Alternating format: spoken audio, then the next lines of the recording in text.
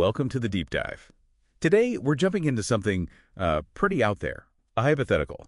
Imagine the actor Jorge J. Gonzalez, right, making these tiny background sort of non-canon cameo appearances.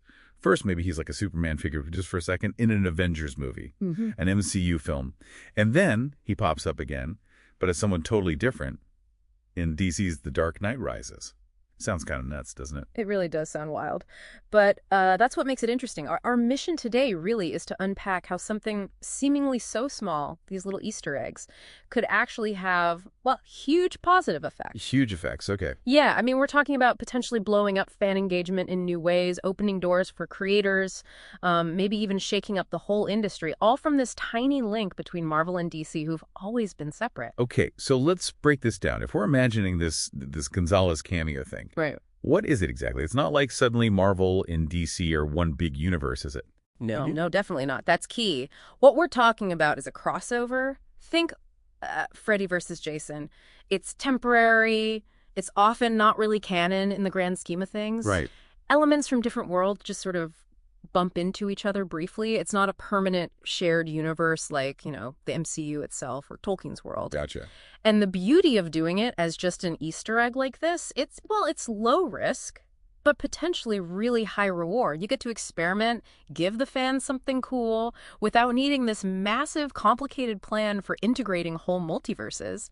That stuff can get messy. That low risk thing is interesting because for you, the listener, the fan, Yeah. it changes how you watch, right? It makes you more active. Oh, absolutely. We've seen how just a tiny hint can make people go nuts online. Yeah. So what happens here? How does it boost engagement? Well, it basically turns viewers into detectives, doesn't it? Suddenly you're not just watching, you're searching. Yep. It drives huge rewatch value. And it sparks all this what-if talk online. It goes viral. Remember those theories about, Jack from The Incredibles maybe being connected to Monsters, Inc.? Oh, yeah, the door theory. Exactly, that kind of stuff.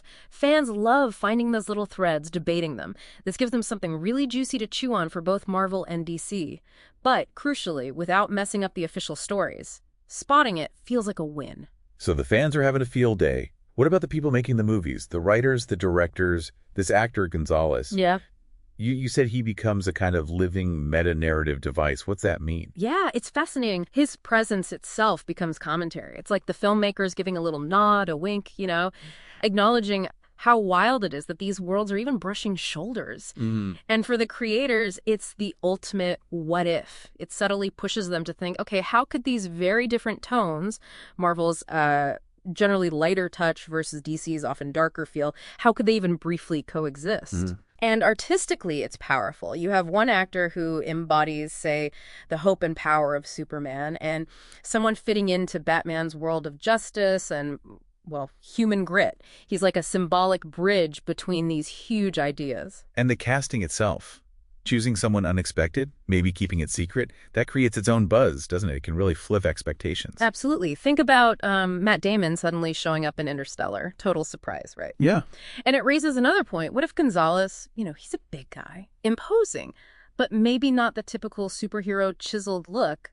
That itself could be interesting. How so? Well, it could be a sort of meta-commentary on body image in superhero movies, challenging that maybe unattainable physical perfection we often see. It adds a layer, makes it artistically deeper, perhaps, turns a potential difference into a strength. Okay, wow. Lots to unpack there.